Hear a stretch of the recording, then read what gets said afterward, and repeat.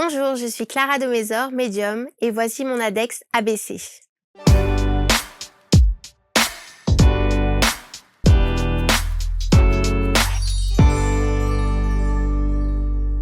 Vous allez tout de suite non seulement reconnaître Clara, mais en plus de ça, entendre son dynamisme, et on sent que dès la petite phrase d'accroche, hop, il y a une tonicité incroyable.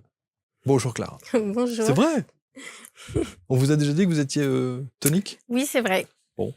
Est-ce que même dans votre approche, vous l'êtes aussi ou pas? Oui, toujours. Assez jovial. Ouais. C'est important d'avoir évidemment ce contact parce que vous êtes médium. Et la médiumnité, alors Dieu sait qu'évidemment on en parle beaucoup dans l'index, on en parle beaucoup dans les différentes chaînes et les différentes émissions que l'on propose. Et c'est vrai qu'il y a médium et médium. Comment est-ce que vous vous définiriez, vous, aujourd'hui, en tant que médium? Eh bien, je vois, entends les défunts. Et je les ressens aussi. Est-ce qu'il y a eu un déclencheur dans votre vie? Parce que c'est toujours évidemment ce que l'on cherche à savoir. Comment est-ce que cette médiumnité est arrivée en vous, si je puis dire, bien que tout le monde va nous dire « mais tout le monde est médium, tout le monde peut l'être ». Oui, bon, d'accord. Mais vous, depuis toute petite, vous avez toujours eu ce ressenti-là? Oui. Depuis que je suis vraiment toute petite, j'ai été une enfant qui bougeait beaucoup, vraiment, vraiment beaucoup. Et ma mère m'a envoyée à Paris voir un monsieur Mmh. pour comprendre pourquoi j'étais aussi Hyperactive. énergique. Oui, je m'arrêtais jamais. Ah ouais? Et ce monsieur a dit votre fille est tout à fait normale, mais elle est médium. Et Oui. c'était un médecin? Non, non, non, pas du tout. Non, pas du tout? C'était un monsieur qui était médium aussi, dans le soin, etc.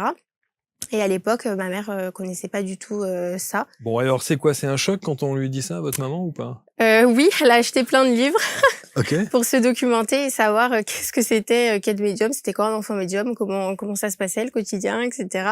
Ah ouais. Et puis du coup, je suis médium depuis. Bon. Et alors votre quotidien, comment on explique le fait que vous ayez cette hyperactivité-là? Et quel est le rapport avec le fait d'être médium?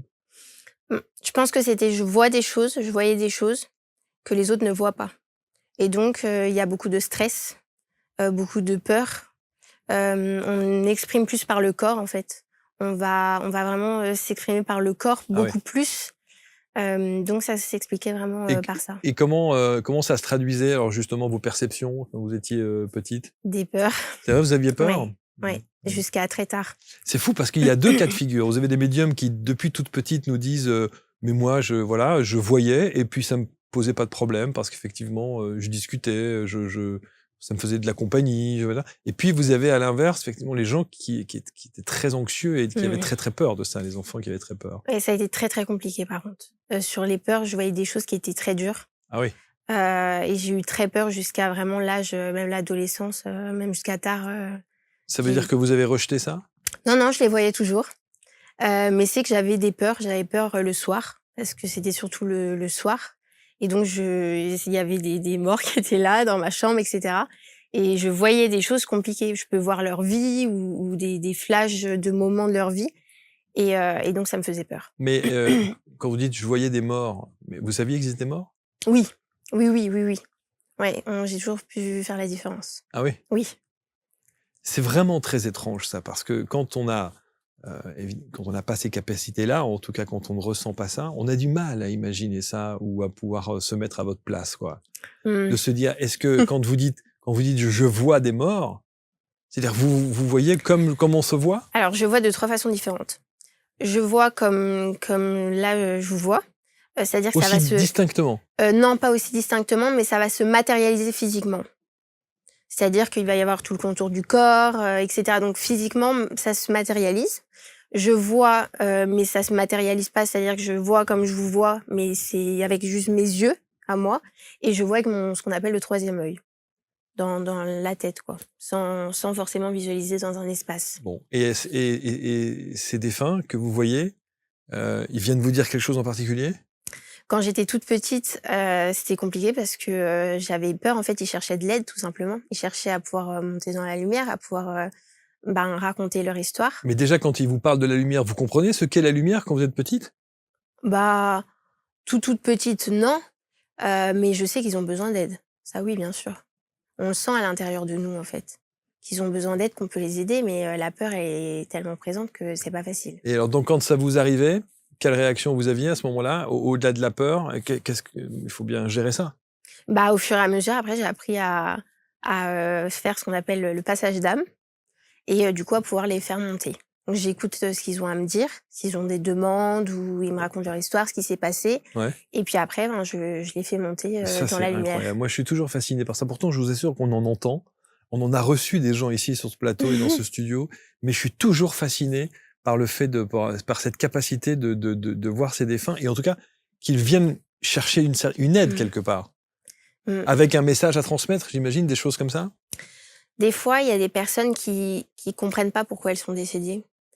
Si des fois, ça peut être des accidents extrêmement violents, des incompréhensions, et elles sont perdues et donc elles viennent pour, des fois, on essaye de recoller les morceaux. Ça m'est déjà arrivé d'essayer, voilà, de recoller un peu les morceaux de l'histoire et puis après la mémoire revient et puis la personne elle est soulagée, elle se libère et Et elle s'en elle va. peut monter. Mais c'est le défunt qui décide. Est-ce que vous avez déjà été en contact avec des défunts que vous connaissiez? Oui, mon papa. Donc oui. Petite, je l'entendais. Des fois, je me faisais gronder, par exemple, quand j'étais toute petite, ça arrivait et puis après, il y a toute une période où j'ai plus de contact avec lui. Mais quand vous vous faisiez gronder par votre père? Oui, Décédé donc pour le oui, coup? oui. Il venait vous engueuler? Ouais, enfin, c'était oui, quand si j'étais pas très sage, ouais, c'était un petit ouais. Ah bon? C'est arrivé, ouais. C'est incroyable. C'est Donc arrivé, vous disiez à votre maman: «Bon, papa il est venu, il m'a dit que». c'est arrivé, oui. Petite, j'ai eu du mal à faire mon deuil. Mmh. Et puis une fois que je l'ai fait après à l'adolescence, on a un peu plus eu, des contacts, mais c'est rare. Enfin, je veux dire, c'est pas, ça vient pour les anniversaires, mais c'est pas Ah oui. constant, c'est ça que je veux dire. Et votre papa, vous l'avez perdu à quel âge? J'avais 7 mois. Ah oui! Donc vous l'avez pas connu? Mmh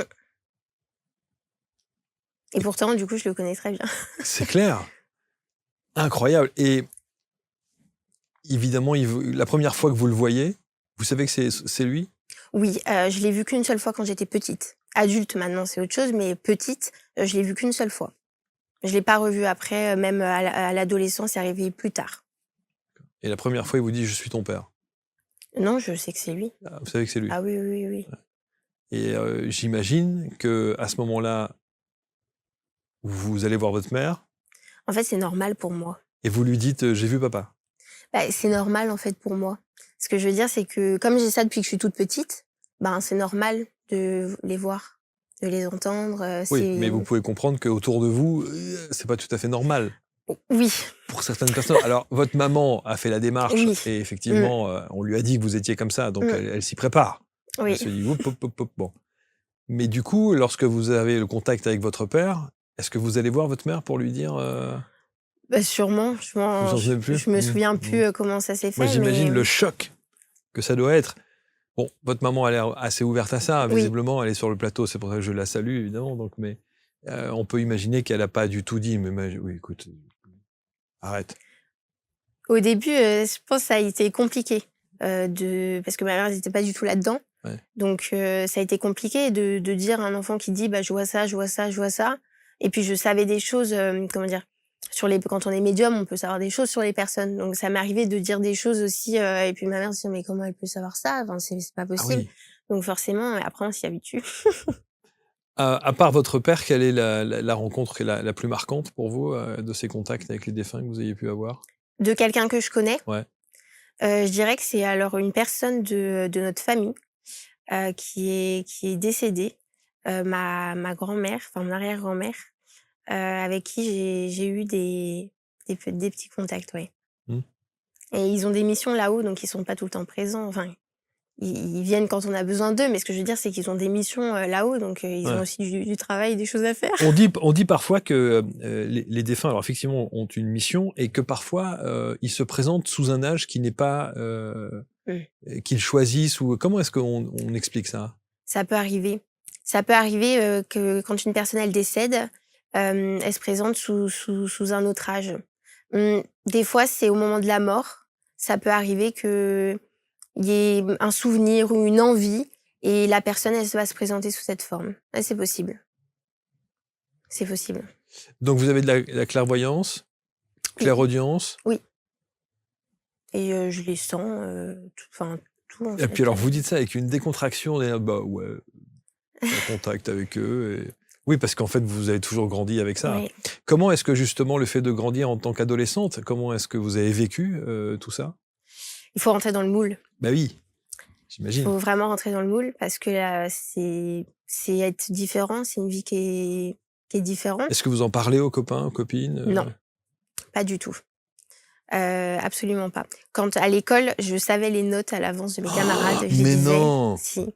Et j'ai commencé à me faire un peu remarquer. Donc voilà, ça a été, voilà, faut rentrer dans le moule et j'ai fait une scolarité tout à fait normale. Est-ce que vous saviez avant tout le monde s'il allait y avoir un contrôle ou s'il allait y avoir un truc? Je me souviens que des notes. Ouais. Mais j'ai toujours eu cette intuition, même au quotidien, cette intuition-là, telle personne pense ça ou prends pas ce chemin, prends un autre chemin. Aujourd'hui, avec le recul, puisque vous en faites votre activité principale, j'imagine que vous prenez ça comme un cadeau, mais ça l'a pas toujours été, visiblement. Non. Vous en avez souffert? Au niveau des peurs, oui. Énormément, en fait. Énormément.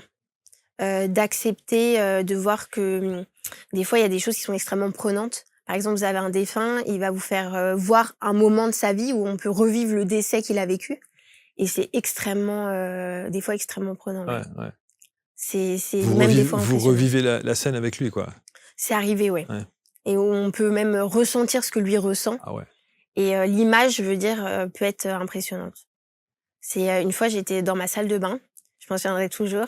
Et il y a une femme qui est décédée, c'était son ex-mari, elle a été tuée par son ex-mari, et elle est décédée étranglée dans la baignoire.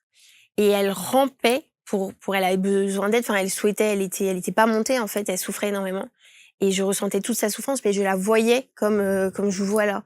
C'était extrêmement impressionnant et je me rappelle, j'ai couru dans ma chambre, je me suis mise sur mon lit et je la voyais. Et en fait, astralement, on peut sortir de son corps, même éveillé.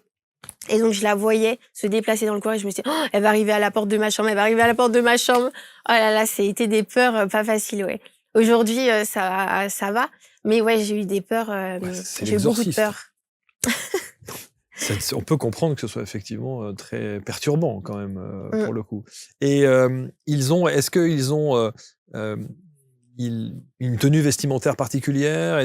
Comment ils se présentent à vous quand vous arrivez à les voir justement physiquement? Souvent, c'est comme quand ils sont soit décédés, soit s'ils veulent me faire voir un moment précis, alors ils vont être dans le moment précis dans lequel ils étaient.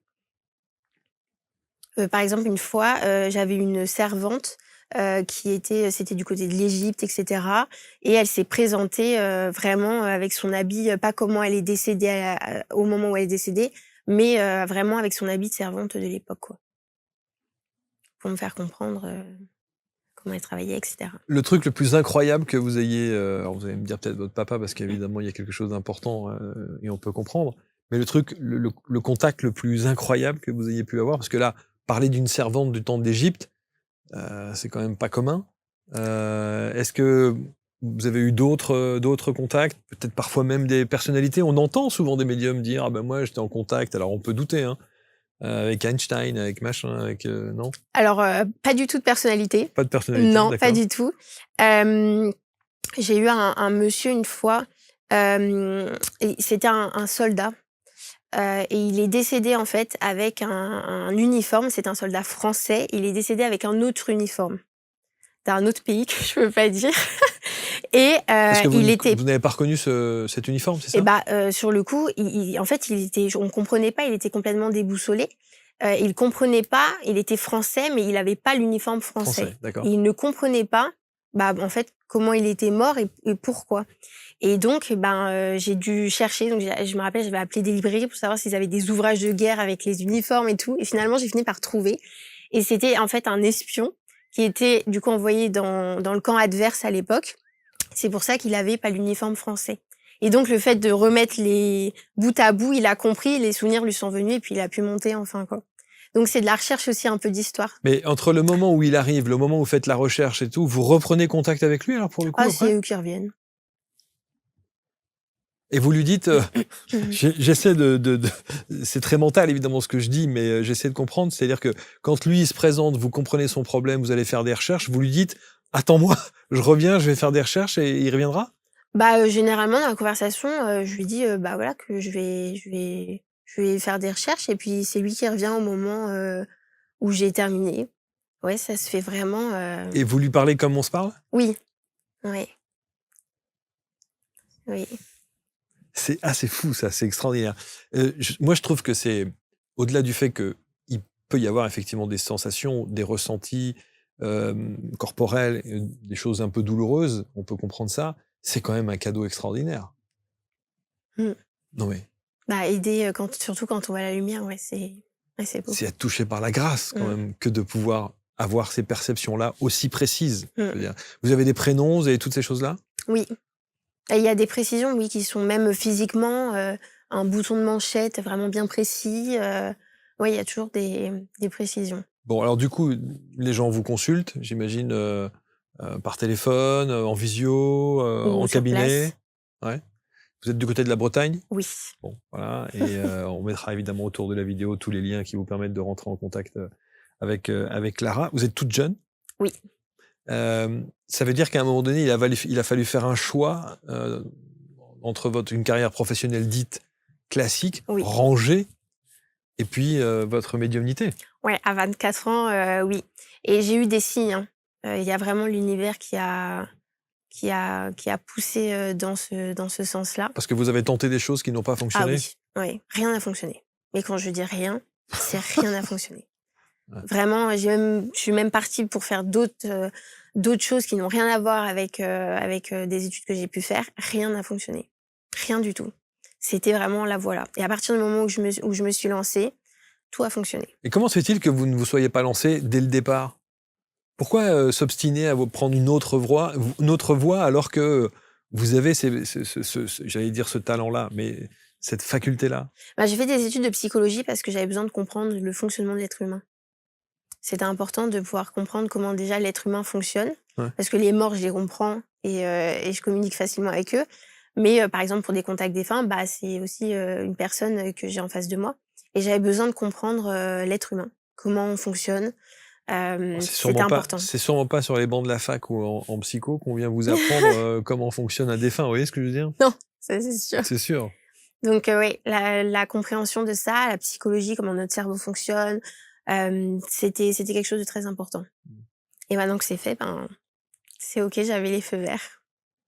Et on vous a donné des feux verts? Oui, j'ai vraiment été arrêtée jusqu'au bout, déjà la voiture. Alors notre voiture, c'est un bon indicateur de l'énergie qu'on a.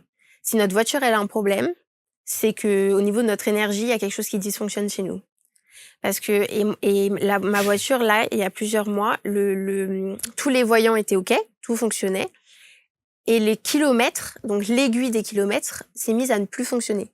Donc tout le tableau de bord marchait, mais quand je roulais, je ne savais plus à combien je roulais. Étrange. OK. Et j'ai eu un accident après.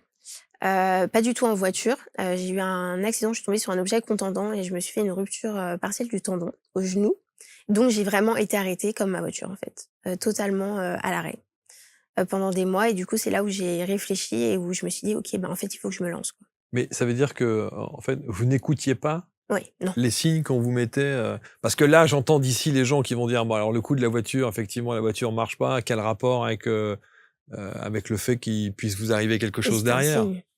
C'était des signes, qu'énergétiquement, là, on allait m'arrêter, quoi et c'est ce qui s'est passé. C'est, vraiment ce qui s'est passé. C'est souvent ce que les gens nous disent, ou les thérapeutes, ou les accompagnants de vie, les coachs et autres qui nous disent quand ils s'installent ici, ils nous disent, «Il faut qu'on prenne un mur, à un Mmh, moment donné, pour comprendre que la vie nous a dit: c'est pas ça. "C'est ça, il faut aller là, quoi"». Oui, oui. On veut pas écouter une fois, 2 fois, bah, la Ouais, 3e fois, peut-être écouter. c'est sûr. Votre médiumnité, vous avez besoin de support? Non, Rien du tout? non. Pas de prénom, pas de date de naissance, Oh, pas un de prénom, bah, quand vous voulez dire si c'est du contact défunt? oui, non. Bah, si c'est un contact défunt, pas forcément, enfin la personne, qu'elle souhaite, contacter, pas forcément, ça peut. Des fois, il peut y avoir une photo, mais je fais aussi sans photo. Ça dépend. Ça peut ne pas marcher? Le contact défunt, Ouais. ça peut arriver, oui. C'est possible, ça m'est pas encore arrivé, mais Ouais. ça peut.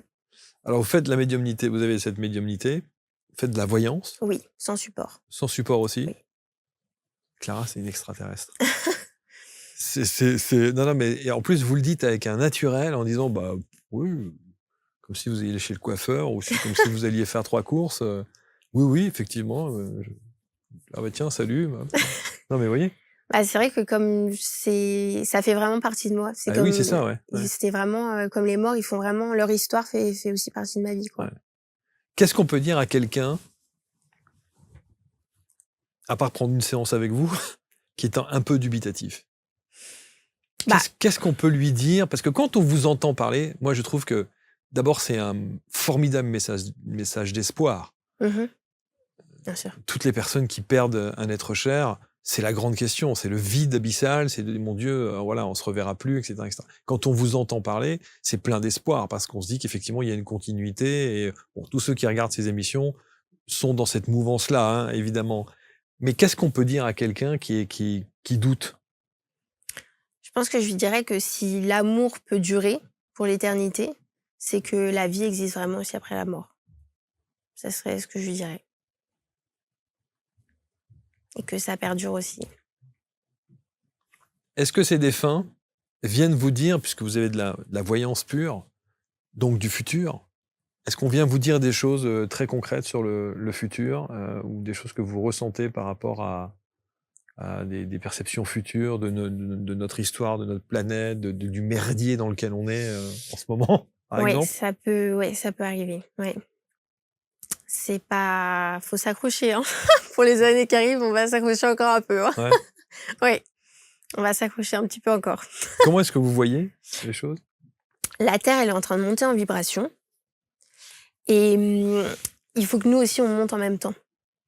Donc si énergétiquement, des personnes n'arrivent pas à monter en même temps, bah, elles vont un peu se retrouver comme au pied d'un mur, quoi. Et ça risque d'être compliqué. Et il y a besoin d'avoir une conscience qui s'élève. Les gens la conscience a besoin de s'élever. C'est mondial, hein. Il faut que les gens s'ouvrent vraiment à ça, à l'amour. Les gens sont vraiment le cœur, il est refermé. Bien sûr. Il y a plus cet esprit de foi, d'amour, de croyance. C'est quelque chose qui s'est perdu. Mmh. Et la terre s'élève et donc là, il faut ouvrir, quoi. Mmh. Vous parlez beaucoup des défunts, évidemment, c'est toute la première partie de cette émission. Et vos guides, par exemple, est-ce que vous les connaissez? Oui, Est-ce que ils ont un nom? oui. Je sais pas si je peux Et le est-ce dire. qu'on a le droit de les dire ou pas? Je pense pas que je peux le dire, mais par contre, ce que je peux vous dire, c'est que j'en ai 3 principaux qui interviennent, à différents moments de ma vie, on va dire, en fonction de mes âges. Et j'ai une de mes guides qui était, qui est une femme, que j'ai eue, qui m'a suivie pendant toute mon enfance et toute mon adolescence. C'est-à-dire que depuis toute petite, Oui, elle est là oui, et vous savez que c'est elle oui, et vous l'avez vue? oui. Et c'est juste pour vous dire que, je suis passée il y a un autre guide qui prend, entre guillemets, «la relève» quand on passe à l'âge adulte, qui est plus présent. Et c'est pour vous dire que des fois, je demande encore à la guide de quand j'étais petite de venir parce que ça me rassure qu'elle soit là. Donc oui, je les connais Et bien. là, vous ressentez sa présence ou vous la voyez véritablement? Quand vous lui demandez d'être là? Oh, les 2, OK. les Et 2. quand on réfléchit comme ça, qu'on analyse, alors de manière très cérébrale, et c'est précisément ce qu'il ne faut pas faire, mais peu importe. Quand on analyse ça, qui décide de devenir guide? Pourquoi eux sont guides et les autres défunts n'en sont que là, par exemple? Qui décide qu'ils sont ce qu'ils sont? L'univers. Certains diraient que c'est Dieu. Ouais, Après, ça dépend en fonction des des croyances. croyances, Ouais, etc. ouais. Mais c'est régi, ouais, par là-haut. Comme je dis, moi, j'ai une hiérarchie, céleste et c'est régi, là-haut. Et quand on décède, quand un défunt décède, il a besoin de faire, il a un cheminement à faire. Il a une évolution aussi spirituelle, à faire Mmh. et à continuer. Donc on peut pas être guide. Nos défunts sont pas nos guides principaux, c'est ça que je veux dire. Et là où il y a un paradoxe aussi parfois, c'est qu'on dit que avant de mourir, on vient nous chercher. On entend beaucoup ça. Et on se dit, comment se fait-il qu'il y ait des âmes errantes, en tout cas des défunts que vous puissiez ressentir comme ça, perdus, qui n'ont pas compris qu'elles étaient décédées, ou qui n'arrivent pas à aller dans la lumière, si quelqu'un vient les chercher. Donc ça veut dire que eux, on les a abandonnés, ils sont pas venus, on ne vient pas les chercher. Ils croient pas. Il y a pas l'ouverture de cœur, d'amour, il y a de la colère, de la tristesse, de la rancune, des émotions avec des vibrations tellement basses Ah.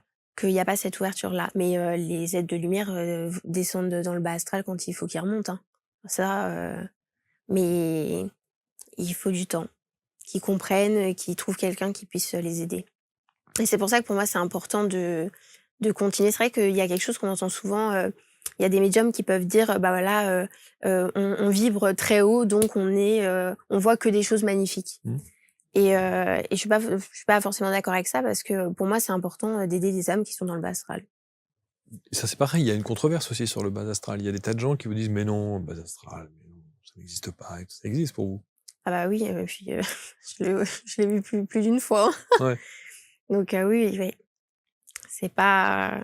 Et l'autre question aussi qu'on se pose aussi très souvent, quelqu'un qui a eu une vie, une mauvaise vie, qui n'a pas été quelqu'un de bien. Et parfois, dans l'actualité, on en voit des monstres et des gens qui ont fait des choses absolument épouvantables.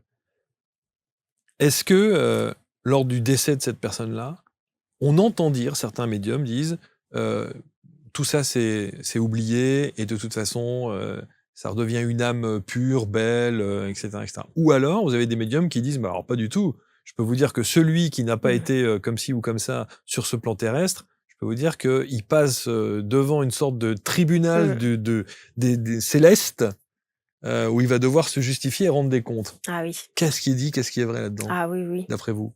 Ah non, chaque acte a des conséquences et énergétiquement, après, quand on décède, on revoit, on arrive un peu comme dans un hall, un peu comme dans le hall de nos annales akashiques quand on va aller les voir. Et puis bah là, on revoit un peu le défilé de notre vie et on a des comptes à rendre sur les actions qu'on a faites. Et les comptes à rendre, ça se fait, enfin, qu'est-ce On que... le ressent, ils le ressentent, on ressent toute la quelqu'un souffrance qu'ils ont occasionnée. ouais, et que la personne elle a commise, et ben elle va le ressentir. Et après, on a tous dans des vies, par exemple les vies antérieures, on a tous déjà fait des choses horribles, où on a commis des choses, etc. Et ça peut aussi être dans cette vie-là où on doit nettoyer et régler ce qu'on a fait aussi avant. Mais oui, il y a un prix à payer, hein. Et vous, vous êtes une nettoyeuse. Je fais du mieux que je peux. Vous nettoyez les lieux aussi. Oui. Vous faites ce que vous appelez du dégagement ou du désenvoûtement. Oui. Mais du désenvoûtement au sens propre du terme, c'est-à-dire les gens qui sont habités. Oui. Ah oui. De l'exorcisme. Bah, je l'appelle désenvoûtement, dégagement. Okay. C'est important et ça arrive de plus en plus. Et vous avez des exemples comme ça? Vous avez déjà eu Oui, l'occasion? une jeune fille qui était en hôpital, qui était, comment dire? Des fois, quand on vit un traumatisme ou un choc, vraiment, quelque chose vraiment qui est traumatisant et émotionnellement, où il y a un énorme impact, et ben, il y a une entrée. Et à partir du moment où on a une entrée dans nos corps, dans nos différents corps subtils, ben, s'il y a une entrée, ben, des choses peuvent rentrer à l'intérieur. Okay. Et ça laisse l'entrée à des entités, à ce genre de choses. Et si psychiquement on est plus faible à ce moment-là, et ben en effet on peut avoir ce que j'appelle, par exemple, ça peut être des cas d'oppression, ou ça peut être pire. Et c'est arrivé à cette jeune fille-là, ouais. Elle avait quoi? Qu'est-ce qu'elle avait Elle avait une créature, si je puis dire, une entité vraiment pas cool du tout. Okay. Et ça agissait sur son comportement. Et comment est-ce que vous l'avez ressenti, ça? Comment vous l'avez vu? Non, en fait, la jeune fille, ça a été par un intermédiaire. Et à partir du moment où on m'a juste dit qu'elle avait un problème, je savais déjà ce qu'elle avait. Donc, j'avais pas besoin de la voir sur le coup, je savais déjà ce qu'elle avait. Et puis après, on m'a dit ce que je devais faire, comment je devais procéder. Et puis, je suis allée à l'hôpital faire ça. On vous a dit là-haut? Oui. Okay. Oui, oui. Ils m'ont dit, voilà, tu feras ça, ça, ça, ça, ça. Et puis, c'est ce que j'ai fait. Et ça peut agir sur le comportement, hein. La personne, elle peut vraiment avoir des comportements vraiment plus que d'habitude, une colère inexpliquée, de la violence inexpliquée, etc. Ça agit vraiment sur la personne. Mais même parfois, alors, même un langage particulier, même Même le timbre d'une voix qui Oui. change, des choses comme ça. Vous avez vécu ça aussi? Ouais, j'ai déjà vécu une incorporation. C'était il y a quelques années, je savais pas ce que c'était, je savais pas que c'était aussi dangereux.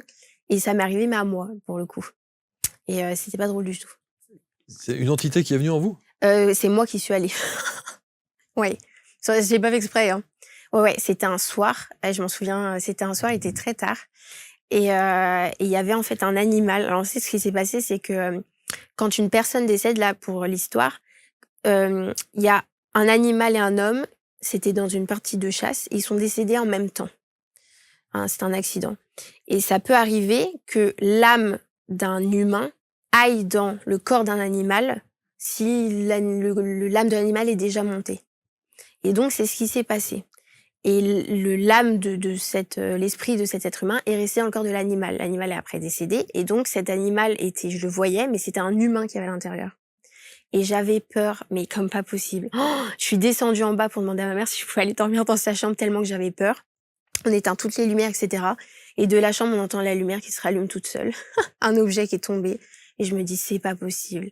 Et je le voyais astralement, je suis sortie de mon corps. Et je le voyais marcher.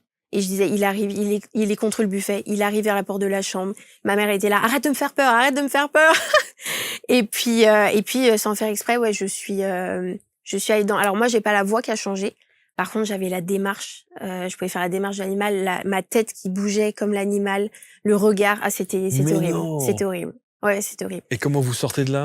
Ma mère m'a envoyé voir quelqu'un parce que énergétiquement, ouais, c'est resté. Donc je suis allée voir quelqu'un qui m'a aidée, qui m'a dit que c'était hyper grave, qu'il fallait pas faire ça, etc. Mais à l'époque, je savais Bah, pas en ce que même temps, c'était. vous n'avez rien fait de spécial. Bah, je savais pas ce que c'était, quoi. Mais ouais. Et franchement, c'est impressionnant, hein. On est comme dans, vraiment, on bouge de la même façon. C'est impressionnant à vivre, ouais. C'est pas drôle du tout. C'est complètement fou. Ça m'est arrivé une seule fois. Et ça ne m'arrivera Et pas du une coup, vous autre fois. savez vous prémunir de ça maintenant? Oui. Ouais, je me protège, je me protège. Vous savez que ça va être très commenté, tout ce que vous dites là. Oui, je m'en Vous êtes doute. consciente de ça? Oui, je m'en doute. Mais s'il y a des personnes à qui ça arrive aussi, bah, ils savent que je peux aider. Je sais ce que c'est, donc et puis quand on l'a vécu, on peut encore plus aider puisqu'on a cette expérience-là. Vous êtes le plus à l'aise possible avec de la médiumnité, avec de la voyance, avec Tout. tout? Ouais. Ouais. J'aime beaucoup les lieux, les nettoyages de lieux, Les nettoyageux, ouais. parce que j'adore ce qui est ancien. Donc j'adore ça. Est-ce que vous êtes allé, vous parliez des annales akashiques, est-ce que vous êtes allé faire un petit tour pour aller voir un peu d'où vous venez Et dans les miennes, ouais, j'y Ouais. suis allée. Alors c'est pas tout le temps. C'est vraiment quand on a vraiment une question de vie ou des choses où j'y vais, ouais. Mais c'est toujours avec l'autorisation. C'est pas moi qui Et décide. alors vous venez d'où? Moi, je suis vraiment une médium arc-en-ciel, donc avant, j'étais vraiment là-haut, là-haut, là-haut, hein. Et Je sais pas ce que c'est qu'une médium arc-en-ciel. enfin, un enfant arc-en-ciel, bah, il y a les enfants indigo, Ok, d'accord. cristallins, arc-en-ciel, stellaire. Moi, je suis arc-en-ciel. D'accord. Et c'est vrai que sur Terre, des fois, on dit qu'on aime bien être là-haut. Donc, Et donc les précédentes vies, c'était quoi? pas des choses forcément très Très belles? incroyables. Ouais, Ah. j'aime beaucoup les châteaux. Ça, j'aime beaucoup les châteaux. Et du coup, j'ai voulu savoir pourquoi est-ce que j'avais ce lien-là avec les châteaux. Et dans une ancienne vie, j'étais dans un château. Pas une princesse, ni une reine, ni quoi que ce soit, mais j'ai habité Bon, en même dans un temps, château. tout le monde vivait dans des châteaux. C'est vrai. C'est vrai, c'est vrai. Je me mets à la place de ceux qui écoutent Ah et oui, oui, c'est vrai. qui vont essayer d'aller titiller le pourquoi du comment de ce que vous dites. Donc, une vie antérieure où on parle de château. En fait, c'est pas forcément des trucs ouf ou dingues ou des Ouais. histoires extraordinaires, etc. C'est juste quand on y va chercher dans les annales akashiques, c'est parce qu'on cherche du sens et qu'on souhaite avoir juste des réponses sur sa vie à soi. Et des fois, c'est des vies simples. Et c'est ça. Et le fait que oui, tout le monde n'est pas en contact avec Cléopâtre ou tout le monde n'a pas été. Non, vous voyez ce que je veux dire? Ah oui, il y a des médiums qui sont en contact avec Napoléon et avec, Ah oui. vous voyez, c'est toujours très drôle. Non, mais c'est passionnant de vous entendre parce que vous dites ça avec un naturel et avec un détachement et en disant bah oui, voilà, c'est ma vie. Ouais. Je vis ça et puis c'est très bien comme ça. Et le fait de vous exposer comme ça et de venir en parler devant tout le monde, là, et que ce soit publié sur les réseaux sociaux et tout ça, ça vous pose... C'était, ça y est, on m'a dit, «Maintenant, Ah oui. tu le fais». Ah Bah oui, oui. j'ai 24 ans, donc ça je fais ça depuis que je suis toute petite et généralement quand on est médium de naissance, c'est qu'on a des choses à faire, Ouais. et les gens à aider. On est dans un monde où, justement, il y a besoin. Donc ça veut dire que les instances célestes connaissent ABC et qui vous ont donné le feu vert pour venir, Sûrement. sûrement? Bah, je suis tombée dessus, hein, Ouais, bah voilà, ouais, bon, d'accord, merci, il y a pas de merci, hasard. merci beaucoup. Et une dernière question, parce que on pourrait vous garder des heures, parce que je trouve ça tellement... vous on a déjà entendu ce genre de discours des dizaines de fois, mais vous le dites d'une manière qui fait qu'il y a une résonance particulière, et je pense que les gens seront sensibles justement à ce détachement que vous avez par rapport à tout ce que vous vivez, qui pourrait pour n'importe qui d'autre sembler complètement extraordinaire, complètement fou, complètement incroyable. Vous voyez ce que je veux dire? Mmh. Bon, coup de l'animal qui tourne sa tête et machin. Enfin, vous voyez ce que je veux dire? C'est quand même bon. Mais vous avez cette manière de le vivre et de nous l'expliquer que je trouve assez intéressant. Juste une dernière question. Comme vous faites les énergies des lieux, j'imagine que quand vous rentrez quelque part, vous ressentez des choses. Est-ce qu'en rentrant dans ce studio, vous avez senti des choses? On va dire que c'est un lieu qui, il y a beaucoup de passages Mmh. et de temps en temps, il faudrait le nettoyer autre que à par exemple, tu vois, de l'encens, de la sauge, ce Mmh. genre de choses. Parce que le studio, il est là, mais c'est tout le terrain, en fait, Mmh. qui donc le terrain entier aurait besoin d'un bon coup de nettoyage. Attends. Petit coup d'Aspimo. Tu veux bien, hein? Voilà, un petit coup de voilà. En tout cas, merci pour cette façon d'expliquer, ce que vous êtes aujourd'hui. Je trouve que c'est dit avec beaucoup d'authenticité, beaucoup de simplicité, beaucoup de naturel.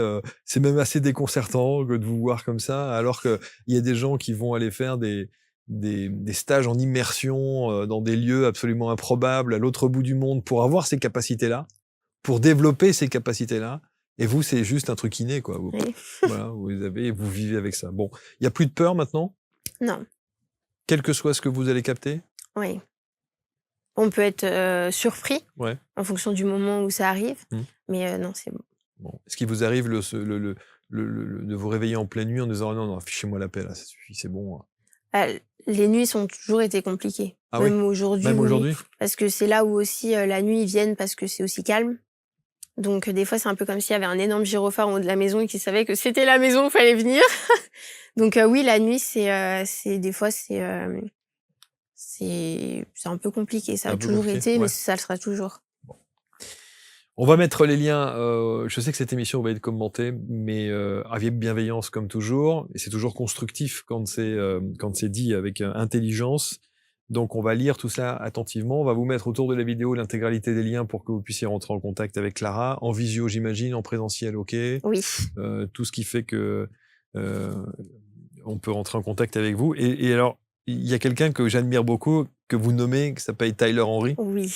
qui est un médium pour ceux qui ne connaissent pas. Si vous avez la chance de voir Netflix, ou même si vous allez sur les réseaux sociaux, vous tapez Tyler Henry, vous allez voir ce médium qui est incroyable. Qui est incroyable. Mmh. On en a une aussi, nous, une comme ça, qui s'appelle Céline Franou, que vous connaissez peut-être. Oui. Qui est juste extraordinaire. Vous pourriez faire du Tyler Henry? Dans des salles, énormes. Ouais. J'ai jamais fait de salle colossale comme ça. Qui sait? Vous aimeriez? Si ça peut aider. Mais Je c'est pas une envie, en tout cas. Bah, C'est pas, non? ce que j'aime beaucoup ce contact-là, cette intimité-là, Ah oui, avec la la personne. ouais. Donc des petits groupes, pourquoi pas.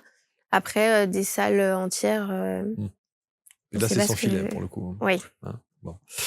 Merci beaucoup, Clara. Merci infiniment. C'était passionnant de vous entendre. Merci à vous. On se retrouve évidemment très vite pour un prochain portrait index. Et puis, on va suivre l'évolution de Clara, qui va nous nettoyer évidemment l'intégralité du studio en 2-2 avec un petit coup de baguette magique. Ou comme Ma sorcière bien aimée, que vous n'avez pas connue, qui était une série quand on était gamin, qui se touchait le bout du nez comme ça, qui gling, gling, gling, gling, et qui allait faire en sorte que tout allait bien se passer avec de belles ondes. Merci infiniment, Clara. Merci à vous. On se retrouve très vite. Merci pour votre fidélité, votre attention. À très bientôt pour un prochain portrait index. Salut.